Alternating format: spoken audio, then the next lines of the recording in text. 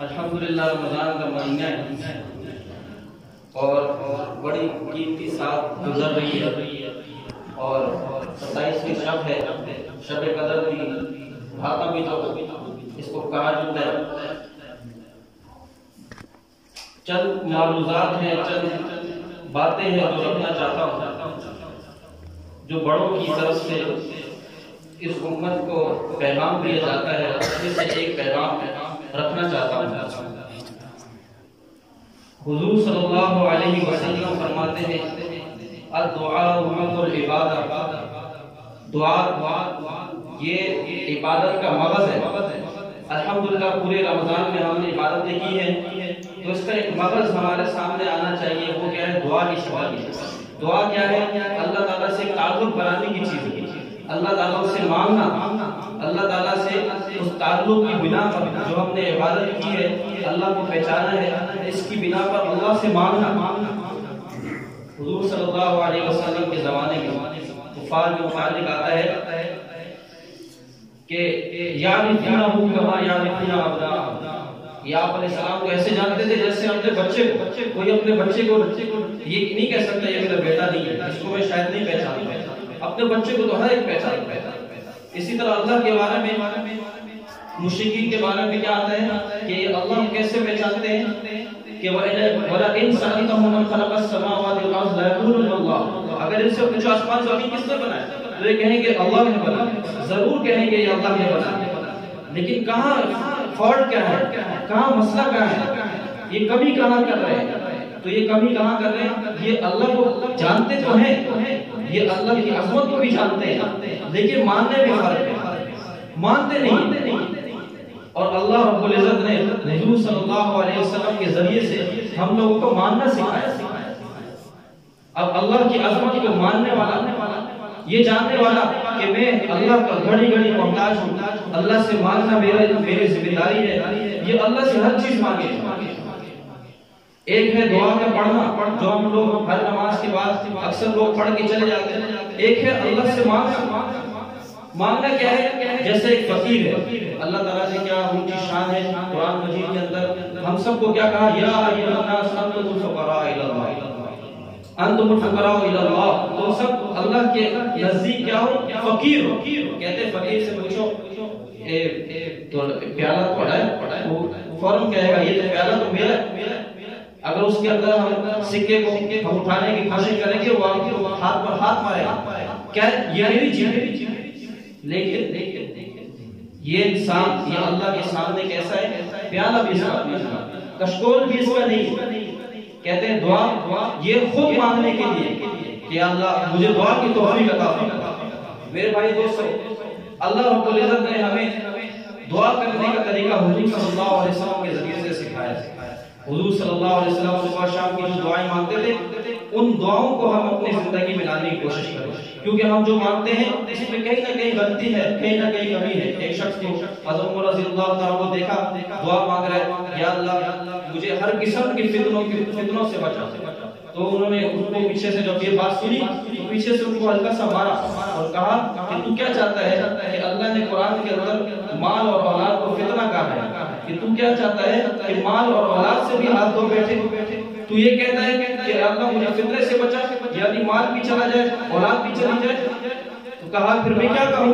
تو انہوں نے کہا یہ کہو کہ اللہ مجھے مال اور مجھے ہر قسم کے فتنے سے، اس کے شر سے بچا۔ مال تو ہو، اس کے اندر جو شر ہے اس کے اندر سے وہ شر سے میری حفاظت۔ تو ہم جو صبح شام کی جو دعائیں ہیں ان کو یاد کرنے کی کوشش کریں، ان کو ماننے کی کوشش کریں۔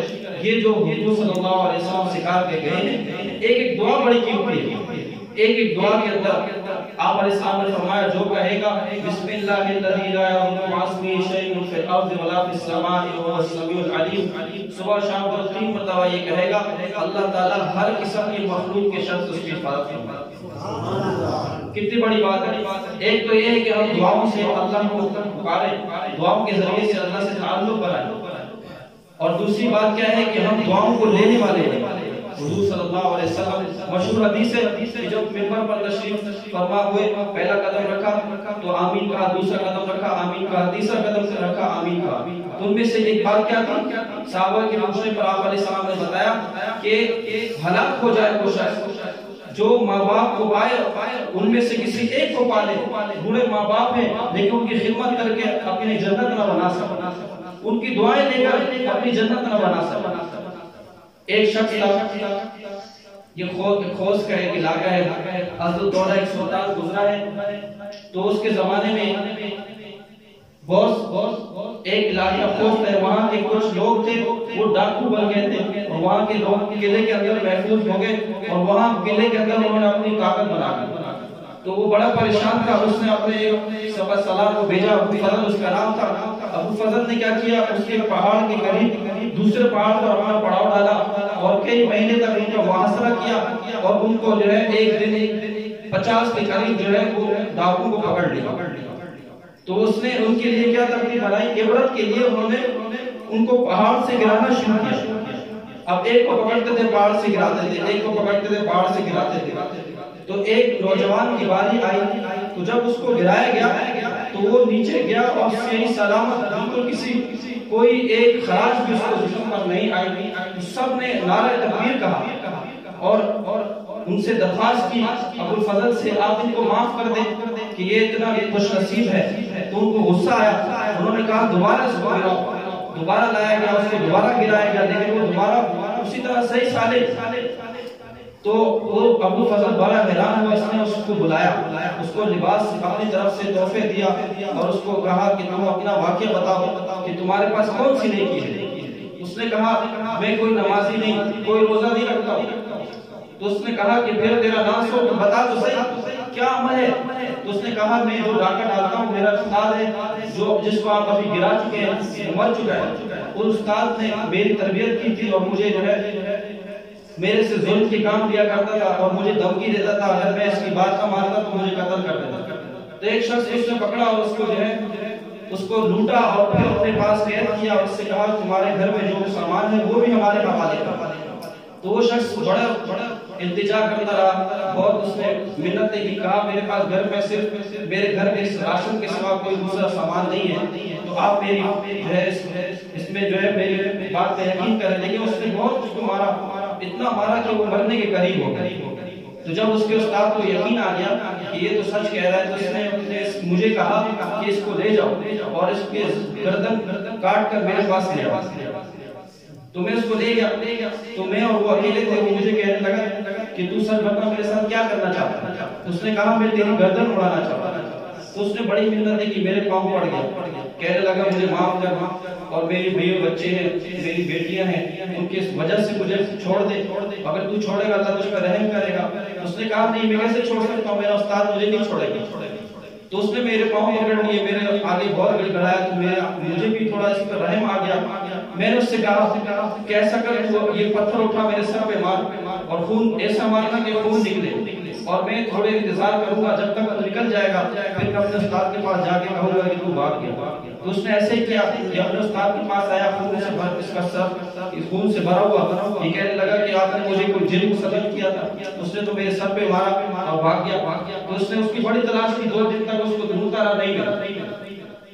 تو کہتے ہیں کہ میرا یہی ایک عمل تھا، مجھے تو یہی ایک عمل یاد پڑتا ہے جو میں نے اس میں کیا اور لگتا ہے اس کی دعا مجھے حق پہ قبول ہو.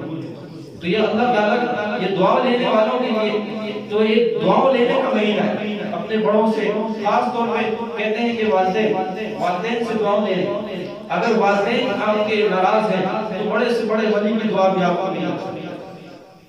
تو یہ ایک دعا لینا اور ایک یہ ہے کہ ہم اللہ سے گر گرائیں اور اس مہینے کے اندر جو کمی آئی ہے اس کے لیے ہم اللہ سے مانگیں، ہم اللہ سے استغفار کریں.